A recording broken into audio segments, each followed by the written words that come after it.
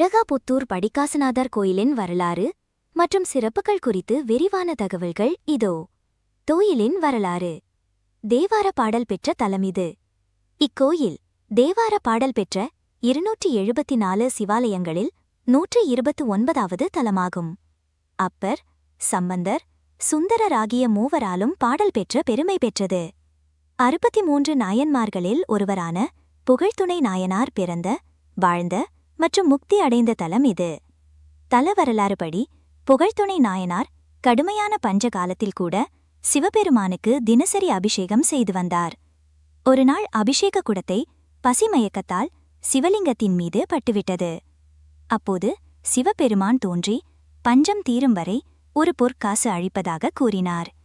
அதன்படியே சிவலிங்க பீடத்தில் தினமும் ஒரு காசு கிடைத்தது. அதனால் இறைவனுக்கு படிக்காசநாதர் என்ற பெயர் ஏற்பட்டது. இக்கோயில் சோழர்களால் கட்டப்பட்டது. ராஜகோபுரம், பிரகாரங்கள் என அனைத்தும் சிற்ப வேலைப்பாடுகளுடன் சிறப்பாக அமைந்துள்ளன. கோயிலின் மற்றொரு தனிச்சிறப்பு சங்கு சக்கரத்துடன் கூடிய முருகப்பெருமான். இந்த கோயிலில் முருகப்பெருமான் விஷ்ணுவின் ஆயுதங்களான சங்கு மற்றும் சக்கரத்துடன் காட்சியளிக்கிறார். அசுரர்களை அழிப்பதற்காக போர்க்களம் செல்லும் முன் திருமால் தனது ஆயுதங்களை முருகனுக்கு வழங்கிய நிகழ்வை இது குறிக்கிறது. பொதுவாக விஷ்ணுவின் அம்சமாகவே பார்க்கப்படும் இந்த ஆயுதங்கள் முருகனின் கைகளில் இருப்பது மிகவும் அரிதான காட்சி.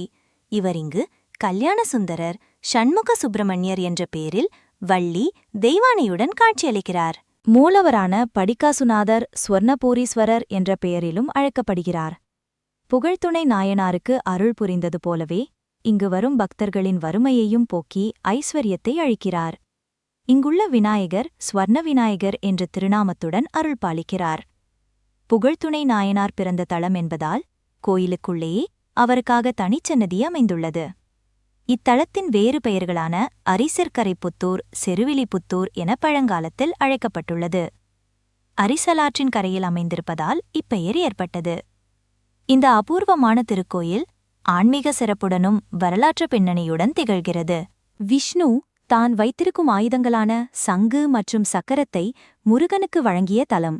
தமிழ்நாட்டில் கும்பகோணத்தின் அருகிலுள்ள அழகாபுத்தூர் கிராமத்தில் அமைந்துள்ளது படிக்காசுநாதர் கோயில்.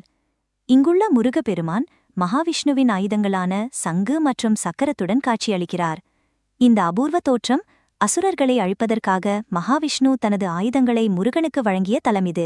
முருகன் தந்தைக்கு குருவாக இருந்து உபதேசம் செய்த சுவாமிமலை திருக்கோயில் படிக்காசநாதர் கோயிலிலிருந்து 10 கிலோமீட்டர் தூரத்தில் இருக்கிறது.